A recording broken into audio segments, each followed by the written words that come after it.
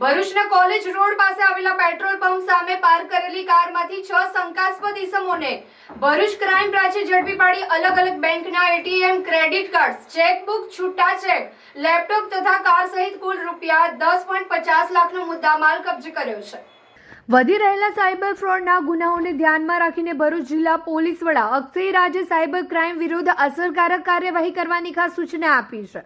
જેના અનુસંધાને LCB police inspector MP વાળાના માર્ગદર્શન હેઠળ ટેકનિકલ સર્વેલન્સના આધારે ટીમોએ વોચ ગોઠવીને આ કામગીરી હાથ ધરી હતી। તે દરમિયાન પીએસઆઈ આઈડી તુવર અને તેમની ટીમને બાતમી મળતા કોલેજ રોડ પરના પેટ્રોલ પંપ પર પાર્ક કરેલી કાર GJ16CH 7971 ઉપર રેડ કરવામાં આવી હતી। કારમાંથી મળી આવેલા ઈસમો પાસે એક સંબંધિત અગત્યના દસ્તાવેજો હોવા છતાં તેઓ સંતોષકારક ચોખવટ કરી શક્યા ન હતા, જેથી પોલીસે અશોક જ્વાલા પ્રસાદ ત્રિવેદી રહેઠાણ ઉત્તર પ્રદેશ, લક્ષ્ય અનુપસિંહ યાદવ રહેઠાણ હરિયાણા, શિવાંગ રોહિત કુમાર યાદવ રહેઠાણ હરિયાણા યુપી,